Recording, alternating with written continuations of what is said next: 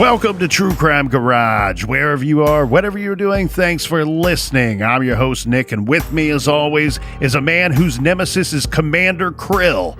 Here is the captain. Well, my new nemesis is P. Diddy. It's good to be seen and good to see you. Thanks for listening. Thanks for telling a friend.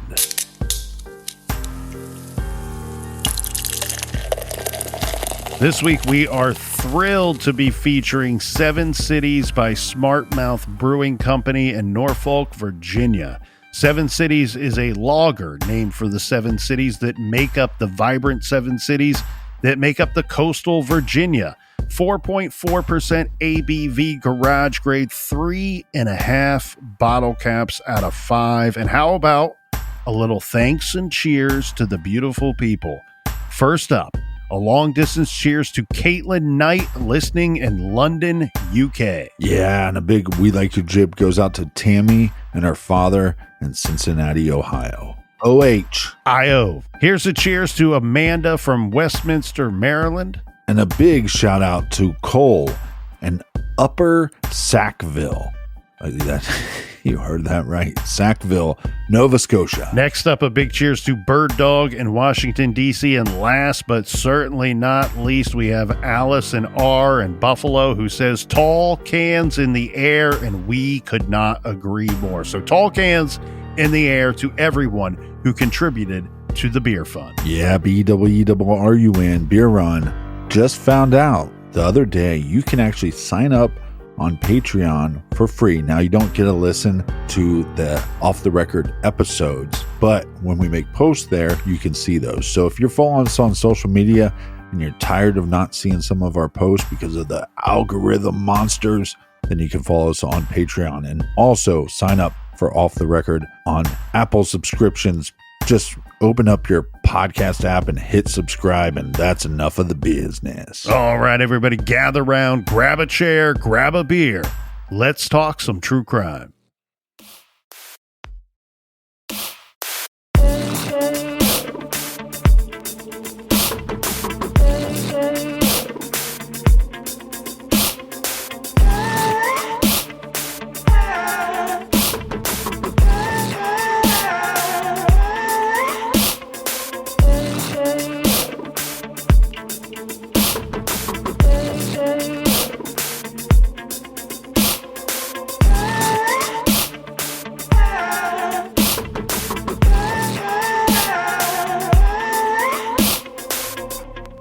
Late last year, I received correspondence from someone wanting to learn more information about a case in which they had some ties to the victim.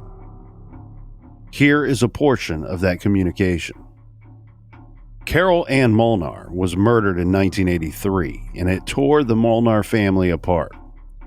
Her mother died soon after her body was found, and her father later passed away without any answers as to what happened to his little girl. Her sister and extended family have yet to get justice. Even though I was quite young at the time, I can still remember her picture. A young, beautiful woman in her military uniform, displayed prominently in Carol Ann's grandmother's house. The only information I have about her murder is that it is still unsolved. She was in the military in Norfolk, Virginia, and one night she went missing. She was found sometime later in the seawall on the naval base. I believe she was found to be strangled and raped, but the family never spoke much about the details. From my research, I have found that there are several theories. Please look into this case. Thanks in advance for your time and help. This is a look at the still unsolved murder of U.S. Navy Petty Officer Carol Anne Molnar, and this is True Crime Garage.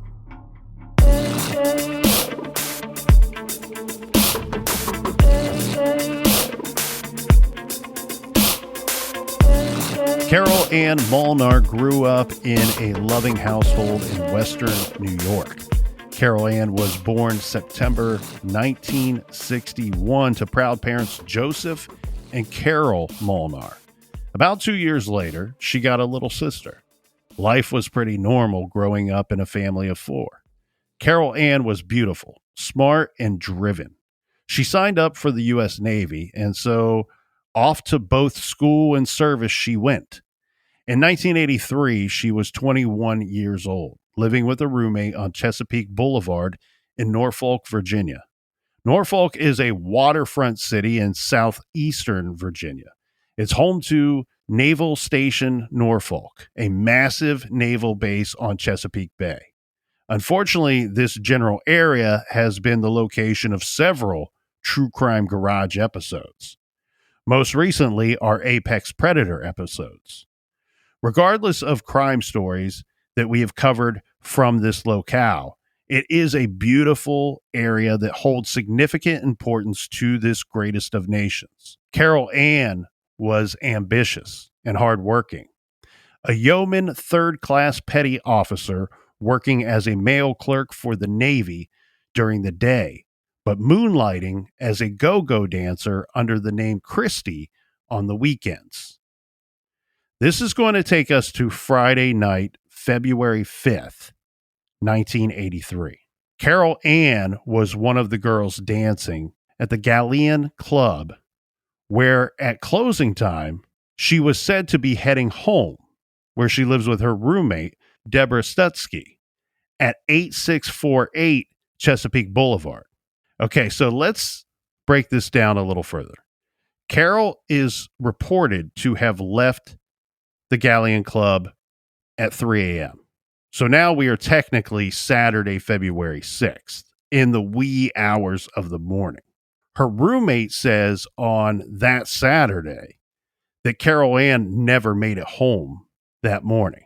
Captain, we are only talking about a 10 to maybe 15-minute drive from the club to the home, and 15 minutes is stretching it out quite a bit. Right. So she lives not far from Virginia Beach. This club was right on Virginia Beach. So not a far drive. And unfortunately, this young woman does not make it home. The only good news here is that the alarm is raised immediately and we get some good information. Her roommate, Deborah Stutsky, has Carol's back. They're good friends, not just roommates. Deborah calls the local police. She reports her friend missing that very morning. She tells them to take the report seriously, as Carol Ann would have either called the night before or at the very least called in the morning if she expected not to be home. Her roommate reports her missing, tells law enforcement, hey, take this serious, but also I can give you a description of what she was wearing that day. She tells the cops that the night before, when going off to work, Carol Ann was wearing a full-length black leather coat, a pink sweater, Jordache jeans, and black high heels. The bolo, be on the lookout, that hits the police scanners, states provides a description to the beat cops saying Carol Anne Molnar is 5 feet tall, weighing 95 pounds, with blue eyes and shoulder-length curly hair. So we get the outfit description from the roommate, and we also get the physical description of our missing person that is hitting the police scanners early on that Saturday morning. So the call to action has been made, and action is being taken to look for this young woman, 21 years old. So that's a good description and fast action. But unfortunately, on that Saturday, she never comes home. She didn't return after work. The day comes and goes. She never returns. Right. Then on that Sunday, she still does not turn up. Now the alert level will go from burrito to burrito supreme real quick. This is when Carol Ann fails to show up for her regularly scheduled assignment that Monday. So this is February 8th. Remember, she is working for the Navy. That's a pretty strict assignment, pretty strict job. Her commanding officer jumps into action that Monday morning. Well, look, you have to be very serious when you own or operate a boat. Carol Ann had worked at the staff college assignment for over a year. And according to the commanding officer, she was a dedicated worker. She didn't miss days and was rarely late. Al Whitley back then was the spokesman for the staff college. He said that the Navy suspected foul play when Miss Molnar did not return to her apartment to collect, quote, so much as a toothbrush, end quote. The Navy did their due diligence, obviously. They checked in with the roommate. They checked her apartment and calling Carol Ann's parents before going public. Carol Ann's parents, who lived near Buffalo, New York, had not heard from their daughter since prior to her disappearance. So we get the Navy calling this foul play right from Jump Street here, Captain. Yeah, which is abnormal because normally law enforcement goes, we're just going to assume that she ran away. Right. And what we have here is we're going to have the Navy will be directing most of this investigation. So never having been in the Navy, I'm taking a little bit of a guess here. My guess, Captain, would be our first action is to make sure that she's just not simply AWOL. Right. Do we have any evidence to suggest that she just took off? If she were to take off, it would seem likely maybe she would go home. And so that would be protocol. Check with her parents. You've checked with her roommate. And when I say check her apartment, I think they actually went to the apartment and did a walk around. Right. And so we have now we've collected enough evidence to suggest to us before we go public with this that she's not simply just missing or absent without official leave. She is missing, and we think that there's some foul play involved here. Now, did anybody tell the Navy about her dancing? That I don't know, but I don't think it was much of a secret. Right. This was something that she was doing for a while, and I don't know the particulars of that part-time job other than she was working that part-time and had done so for some time. The go-go dancer title is maybe one that some people are not super familiar with, but in a lot of cases, what that tends to mean is that you're not like an exotic dancer. You're not dancing up on stage. A lot of times that means that you are part of a collective that's showing up at these clubs and you're dressing provocatively and you're up and dancing. It's to kind of get the party going at these clubs, get people to stay there a longer period of time, get people up on the dance floor themselves. While I don't know the particulars of her part-time gig, the title was Go-Go Dancer. And I do know that she would work at this club, but it seems to be like it was part of a circuit. You know, Captain, in your band playing days, how you play one bar or club, and then the next Saturday you hit this other one, and the next Saturday you hit this other one. Same thing for Carol Ann. She had, I believe, was 3 Virginia Beach clubs that she would regularly go to and work as a go-go dancer on the weekend. As said, she's had the same assignment for a year, and her commanding officer saying she doesn't miss days. So we have something going on here that is obvious to persons that know her, that are willing to step up and say, look, we suspect foul play. This is something serious. We all need to be on the lookout for this young lady. Now, later we get an update. This is from the Norfolk police sergeant who said that Carol Anne Molnar's green station wagon was found about 10 days after she was reported missing. Well, like we always say, it's easier to find a car than it is to find a person. The car was found not far from the club where she was working that night when she was last seen. Right. The sergeant said, quote, there is a very good possibility that foul play is involved, end quote. And we've been handling it as if a homicide has occurred, adding that search parties have been organized to look in the area where Carol Anne Molnar's car was found. Well, and just to be Captain Obvious Dum-Dum Pants, just so I'm clear, the Navy is the one heading up the investigation, but they're still working with local law enforcement. Well, yeah. So what you're going to have here, Captain, you're going to see 2 things taking place, and we're going to see, if you want to call it an investigation, we're going to see the investigation shift rather quickly on our timeline here in just a second. But what you have is she's originally reported missing to the local authorities via her roommate that Saturday. Right. And then she becomes officially missing to the Navy when she doesn't show up the next time she's supposed to report for duty.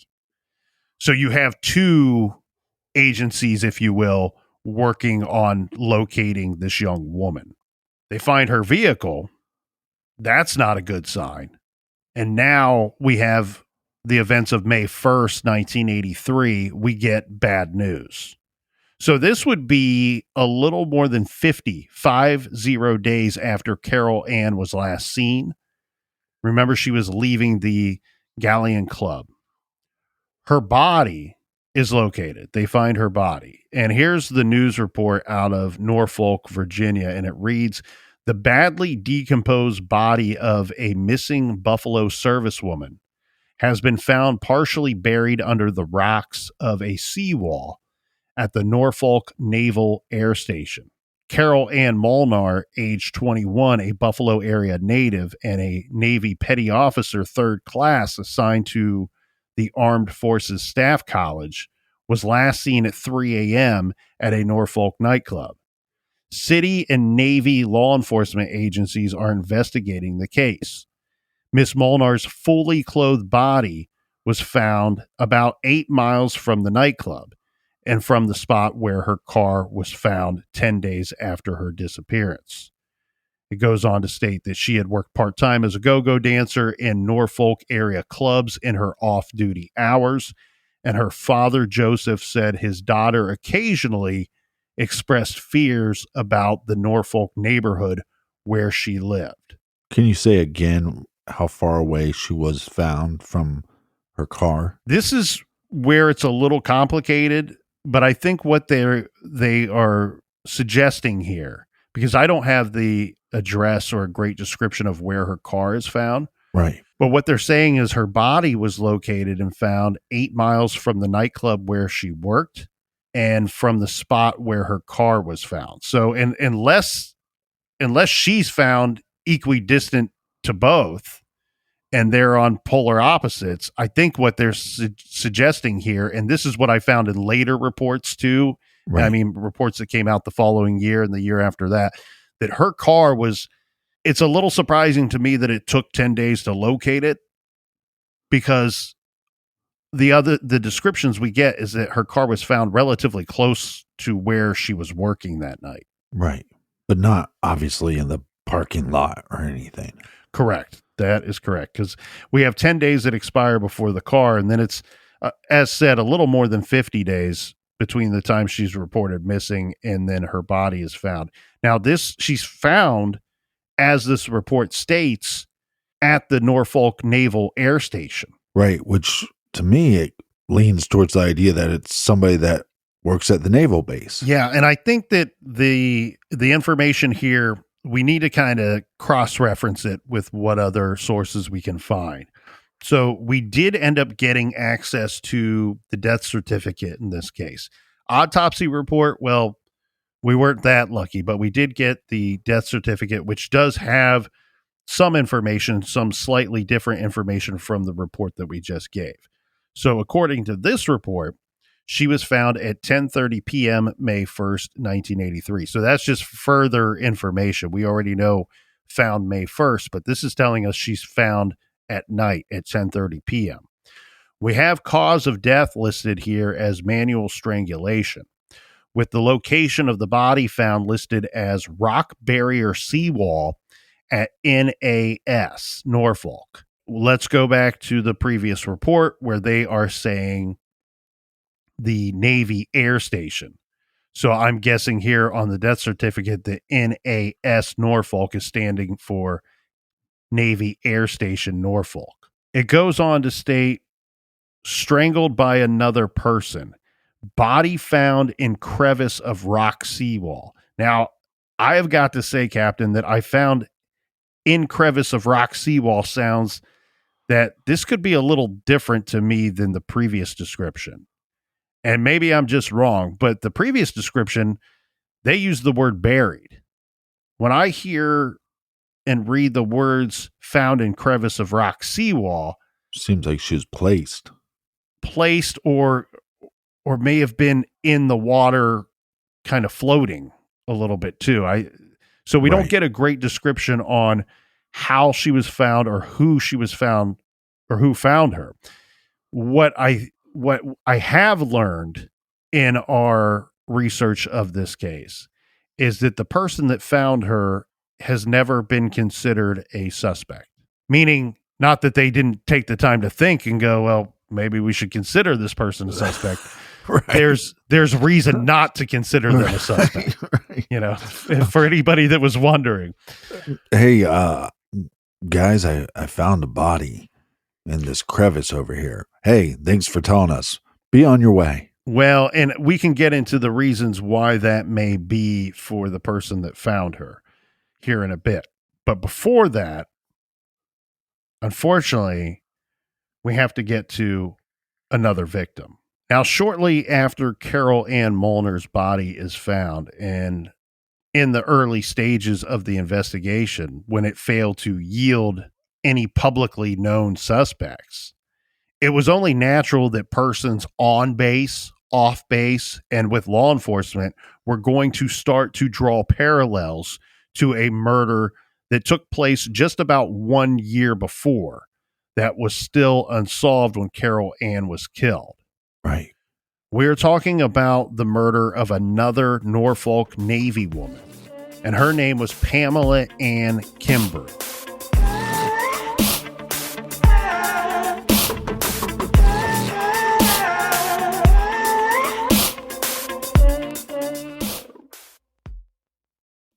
Eat stress-free this spring with Factor's delicious, ready-to-eat meals. Every fresh, never frozen meal is chef-crafted, dietitian approved, and ready to eat in just 2 minutes. Choose from a weekly menu of 35 options and more than 60 add-ons every week. What are you waiting for? Get started today and fuel up for your springtime goals. Factor's ready-to-eat meals are on the table in 2 minutes. Eliminate the hassle of prepping, cooking, or cleaning up. Simply heat and savor the good stuff. Customize your weekly meals with as much or as little as you need. Pause or reschedule deliveries to suit your lifestyle. Factor is your solution for fast premium meals without the need for cooking. They're celebrating Earth Day all month long. Look out for the Earth Day Eats badge on the menu for their lowest carbon footprint meals. I am always on the go. I'm rather busy. And grabbing a quick meal for me used to mean eating the bad stuff. But I've switched to Factor. Now I simply grab a Factor meal from my refrigerator, heat, and then I am enjoying a delicious meal in just 2 minutes. And it's not loaded with the bad stuff. Head to factormeals.com/truecrimegarage50 and use code truecrimegarage50 to get 50% off your first month plus 20% off your next month. That's code truecrimegarage50 at factormeals.com/truecrimegarage50. 50% off your first box plus 20% off your next box while your subscription is active. Everyone loves a good family mystery, especially one with as many twists and turns as June's Journey, a hidden object mystery game with a captivating detective story. It takes you back to the glamour of the 1920s with a diverse cast of characters. You'll step into the role of June Parker and search for hidden clues to uncover the mystery of her sister's murder. Use your observation skills to quickly uncover key pieces of information that lead to chapters of mystery, danger, and romance. And customize your very own luxurious estate island. Think expansive gardens and beautiful buildings. Collect scraps of information to fill your photo album and learn more about each character. And you can chat and play with or against other players by joining a detective club. Can you crack the case? Download June's Journey for free today on iOS and Android. June needs your help, detective. Download June's Journey for free today on iOS and Android.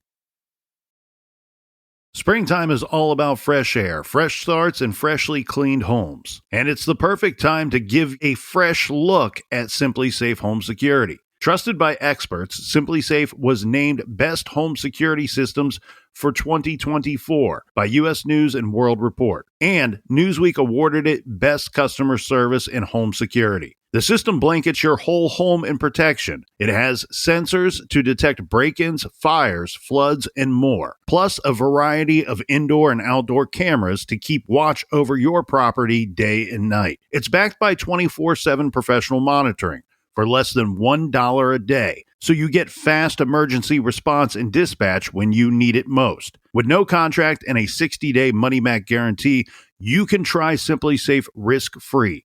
Don't absolutely love it? Send the system back for a full refund. Springtime means flowers blooming, birds chirping, getting back outside and having a good time. And you need to be safe, and your property needs to be safe, whether you are at home or out. SimpliSafe has given many listeners real peace of mind. You should have it too. Get 20% off any new SimpliSafe system when you sign up for Fast Protect monitoring. Just visit simplysafe.com/garage. That's simplysafe.com/garage. There's no safe like SimpliSafe.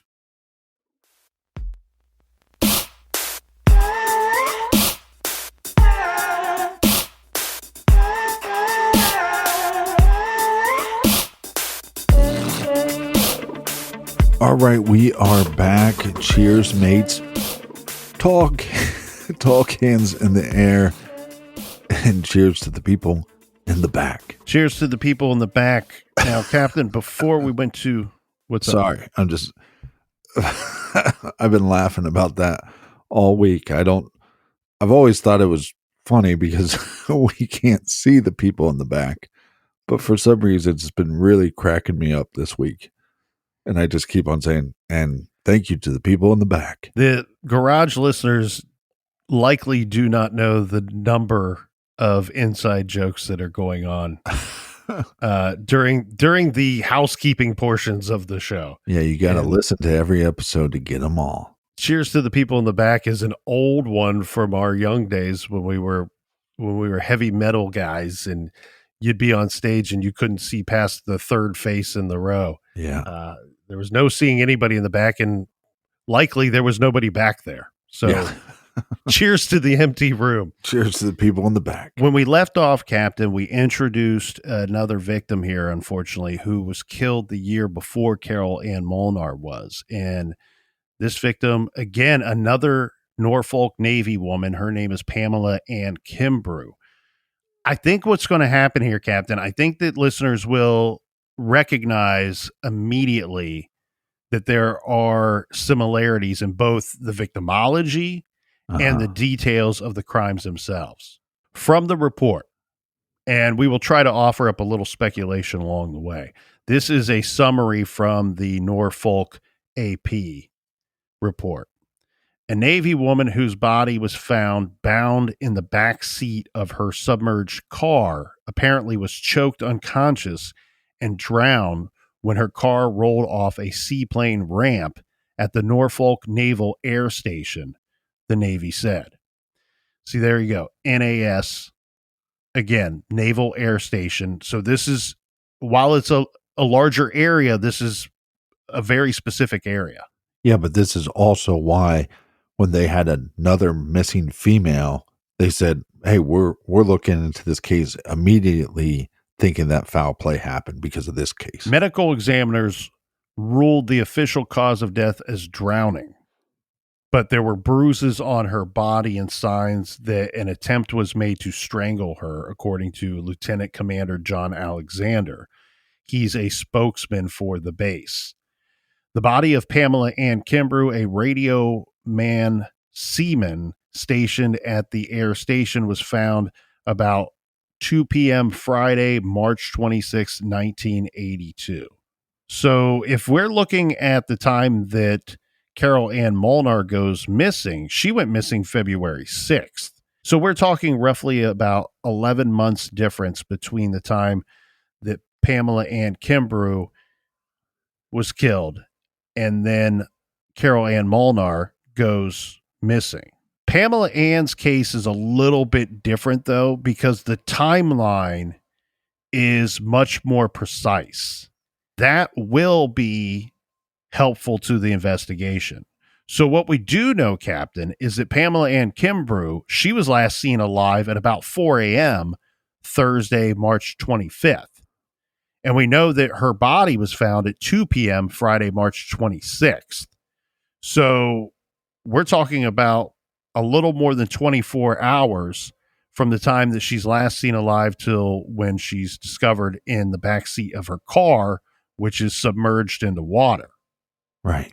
The details of when she was last seen are helpful too. So she was last seen when she left her office to pick up messages at a communications center. Miss Kimber was a native of Bay City, Michigan, and had been in the Navy for a little more than 2 years by this point. So here, another victim. Unfortunately, Pamela was drowned after an attempt to strangle her. Carol Ann was strangled, both in water or, to be specific in Carol's case, in the seawall. Now, Captain, one thing that will be of great importance for the investigation or investigations is that because both victims are in the Navy and found on base, right, we have N.A.S. working these cases. What this is going to mean is much less information making its way to the media and news outlets, specifically in regards to details about the crimes committed, how they were carried out, and information that you and I would like to review about the crime scenes. So similar of victims, roughly the same age, same sex, same manner of death, and also same placement of the body after death. I wonder if this individual was trying to use the water to get rid of evidence. I think you're right. I think it's both. Get rid of evidence and try to conceal the body either permanently or as long as possible. Right. And when we say that we would like to review some information and details about the crime scenes, a note here for new garage people out there, each murder has at least 2 crime scenes in this case, in these stories that we're talking about, as far as I can tell, and possibly 3. So here we have where the attack and the abduction first took place. That's one crime scene. Carol's car and where it was found would be another crime scene. And then the location where her body is found is the third crime scene. Pamela Ann's case, likely 2 crime scenes.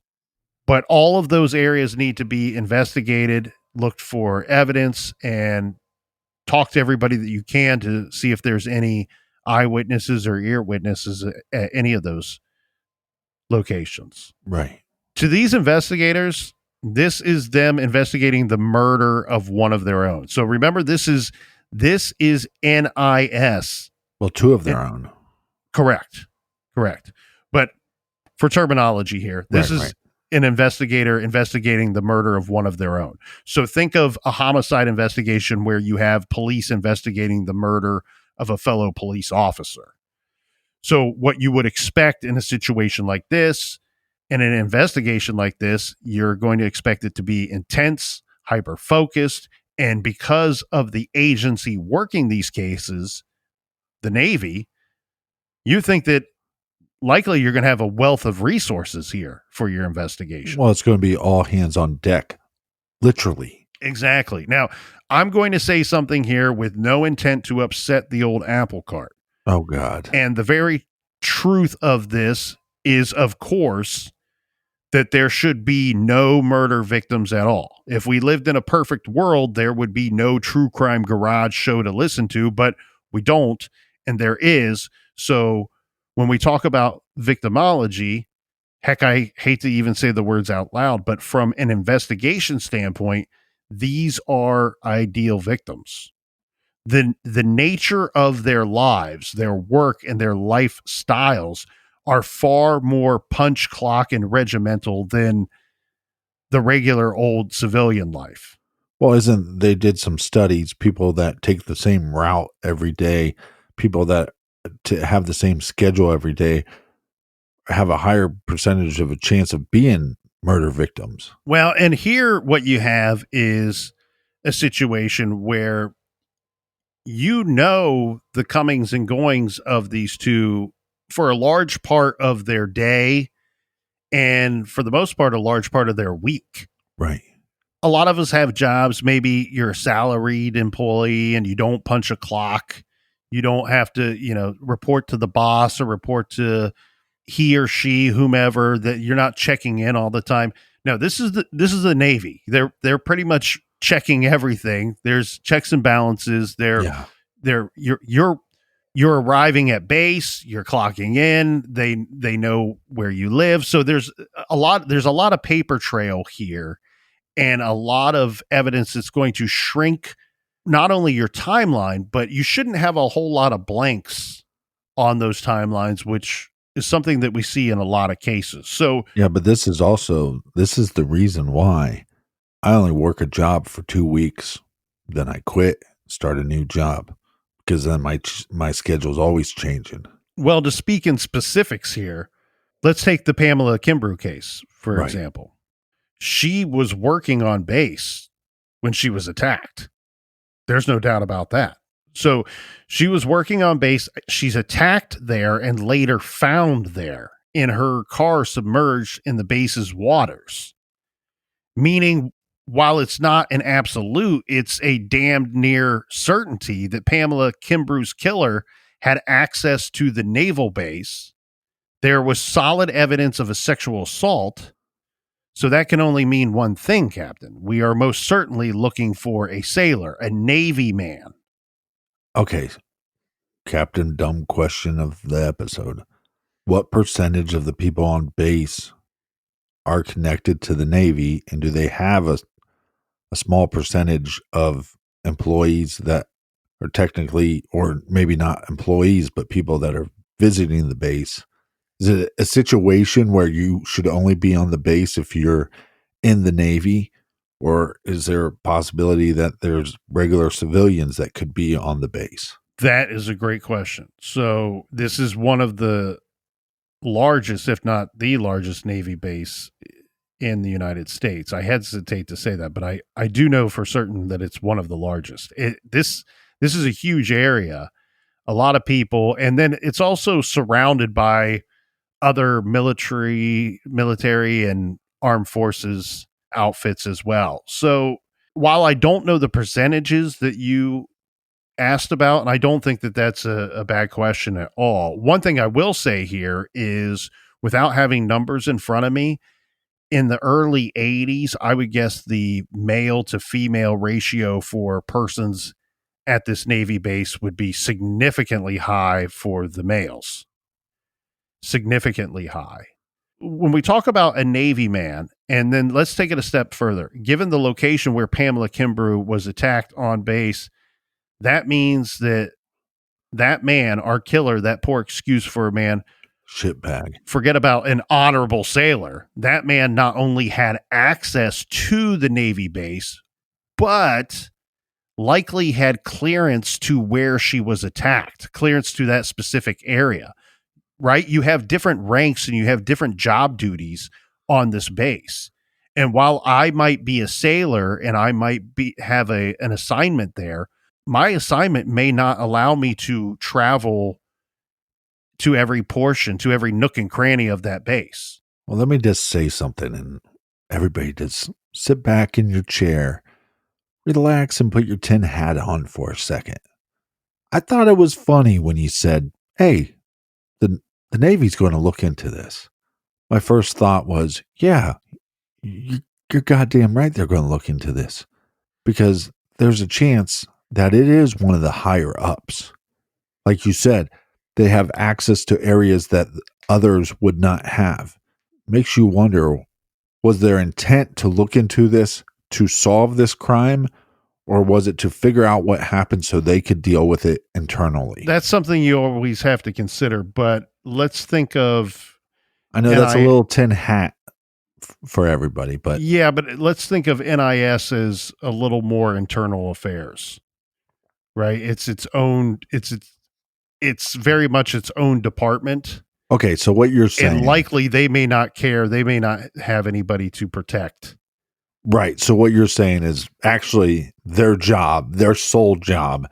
They don't go after civilians. Their job is just to correct the system which they're a part of, but their job is to make sure that they catch the dirtbags. Yes, and the other thing I want to make clear here too, something that you had referenced earlier, I don't want to suggest that the area that she was attacked at required some kind of higher clearance, that it was like Right. that you have to be a high-ranking officer to get into that location. What I simply mean here is when you're running any secured facility, and when I worked in security for years, you have access and grant access to different people to different locations, where you may have person A who is a high-ranking official at that facility or that location, but they have no reason to need access to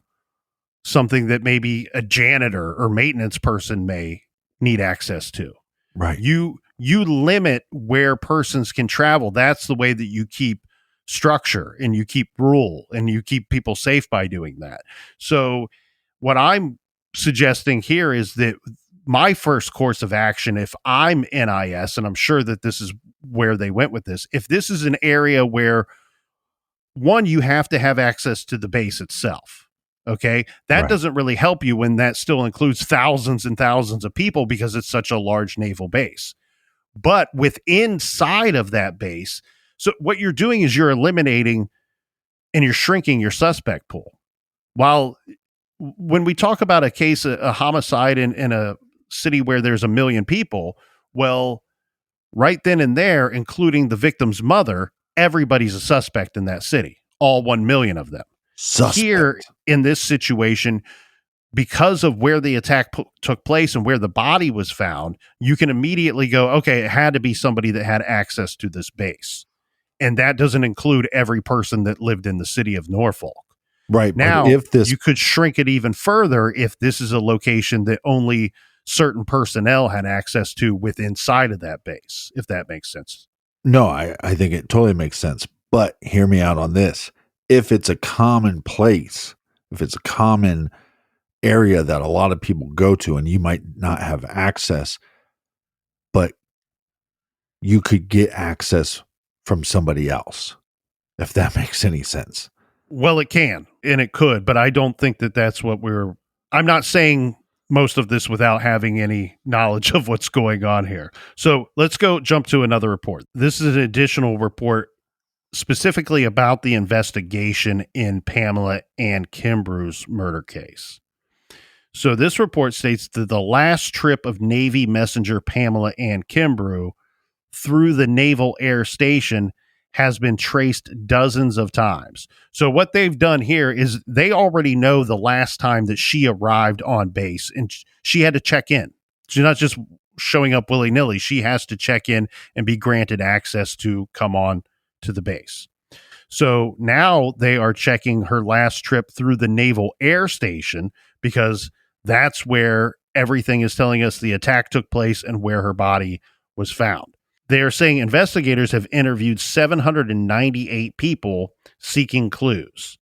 They've even put one of them, a man who heard Miss Kimbrue's screams, under hypnosis, hoping that that would disclose an unremembered detail of her slaying.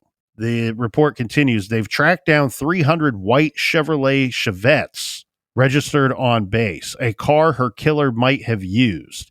And they're sure that the killer knew the young sailor well and may have even tracked her on her last day of work. But weeks of work have produced only one solid clue, and that clue was a ski mask that the killer apparently left in the car where Miss Kimbrue's beaten and bound body was found in the back seat underwater.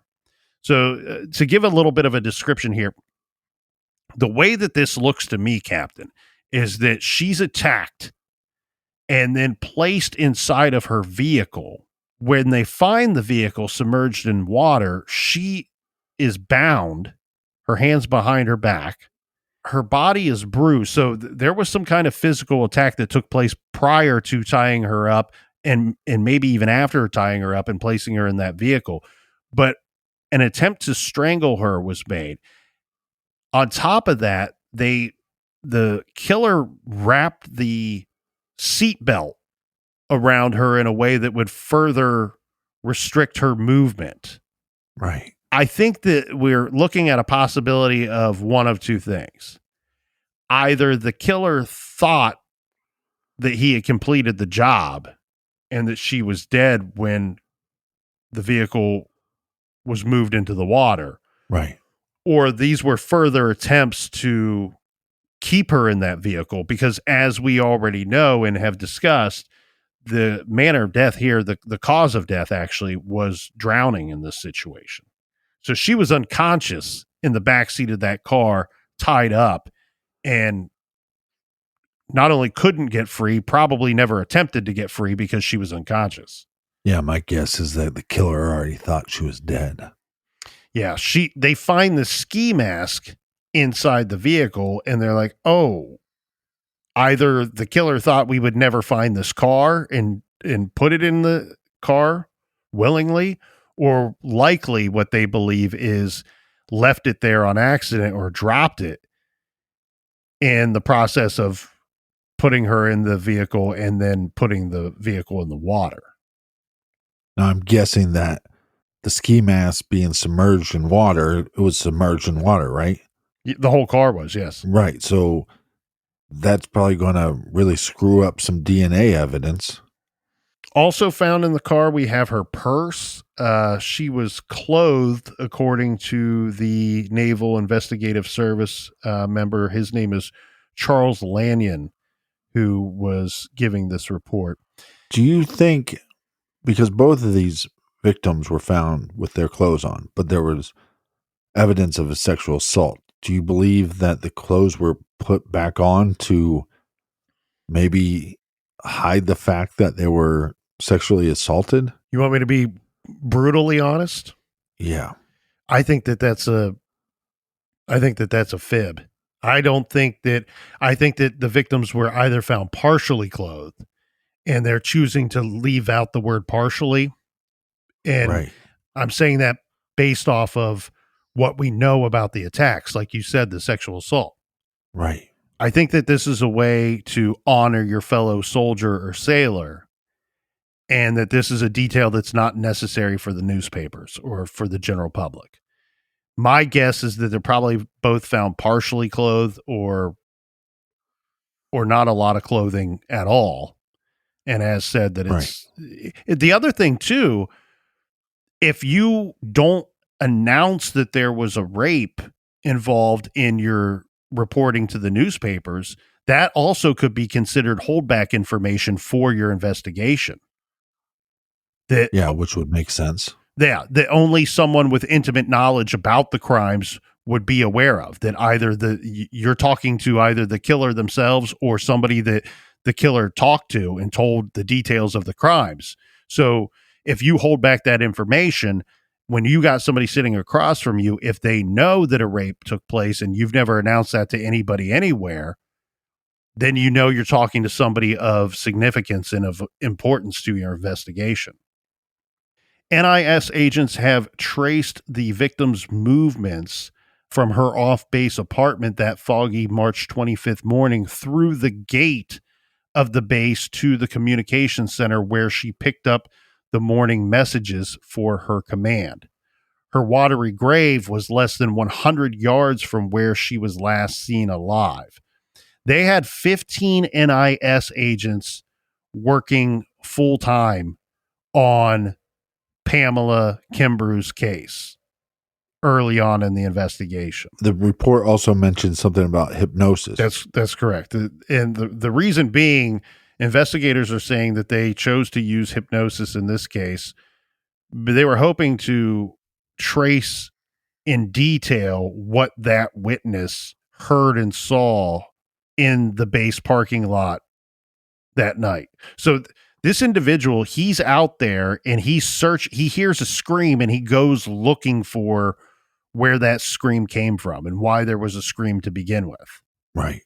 And they're worried that in his haste and maybe panic when he's out there in the dark, that maybe he's not recalling everything later when he's talking to investigators. So he says, yes, I'll do that. Put me under hypnosis and maybe I can recall something that I'm unable to tell you here in these conversations. I wonder if they gave this eyewitness a polygraph test as well. They go on to say that they believe that the attack on Miss Kimbrue may have been interrupted when flashlight carrying sailors, and this is something you had asked about earlier, and civilian defense workers combed the lot on foot and in cars. So they thought that the scream initially was that of someone who had accidentally driven over a seawall. Right. You know, it's dark at night, that this was something that was an accident. And so this is what this is telling me, Captain. It's easy to put together how this looks. People were out there, they're working. This is a large base. You got a lot of people there. Somebody hears a scream. People go looking for what that scream was, where it came from, and why it even happened to begin with. I think these sailors and the civilian defense workers, keep in mind, those civilian defense workers had to have clearance to get onto the base too. Yeah. So that these persons are vetted. They know who they are, even though they're still civilians.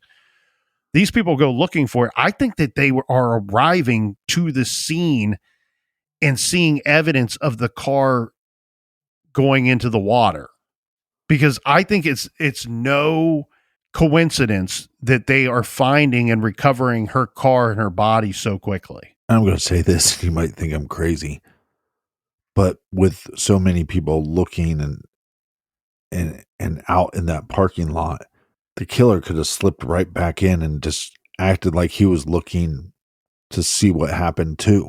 Exactly, especially if he is, and why wouldn't we expect him to be? He'd be close by, right? Well, not only he should either be a sailor or a civilian defense worker. Right. So he's likely outfitted, uniformed, similar to the other persons in the area at the time that are searching. What a scumbag. He would slip right back in. Yeah. He would blend in immediately if he could behave in a natural way, if he was capable of doing so. Her body was found in her car by Navy divers 120 feet beyond a seaplane ramp. So this ramp is 100 yards from the communications center. That's where she was working. She had been beaten about the head. Her hands were tied behind her back with clothesline. She had been dumped in the back seat of her car while still alive. They were able to determine that. Her attacker turned on the ignition, put the car in gear, and sent it down the seaplane ramp into 10 feet of water, investigators say. The attacker, this is what we were talking about earlier so much, and this is from their report, the N.A.S. report. The attacker would have had to be someone who had access to the base, either a military man or a civilian defense worker at that time of night at 4 a.m. So that's interesting too. That specific detail. Remember what I talked about? You could be a high-ranking official at a location and maybe not have access to every corner, every corridor of that location, of that facility. What they're saying here is not just would this have to be a military man or a civilian defense worker that had access to the base. They would have had to have been somebody that would have had access to the base at that time frame, at that time of day. Yeah, because if your schedule was to be there from 9 to 5, you have no reason. You have to have a pretty damn excuse on why you're there at 4 a.m.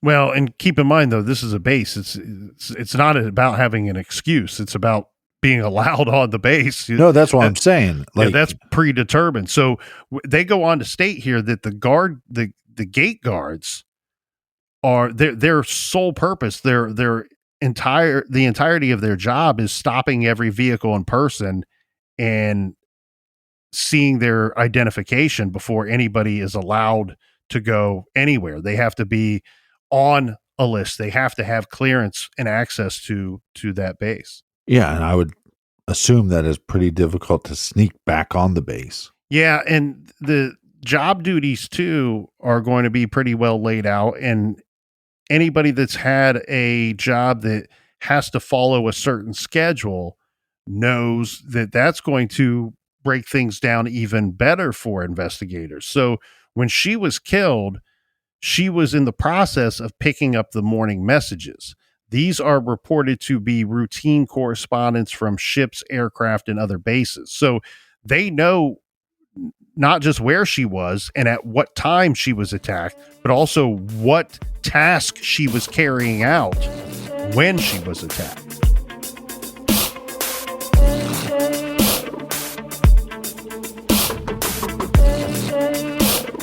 Join us back here in the garage. And until then, you better be good, be kind, and don't litter.